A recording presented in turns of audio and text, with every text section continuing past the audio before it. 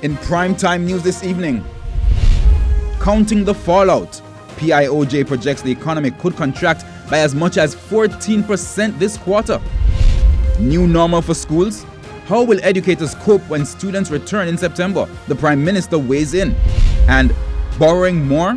Parliament passes bill to shift debt targets, but not before a clash. There's no room for delay. No room for delay. What we are talking about Point, that's not true, Mr. Speaker. Sit down. Point of order. That's not Sit true. down. That's not Sit. true.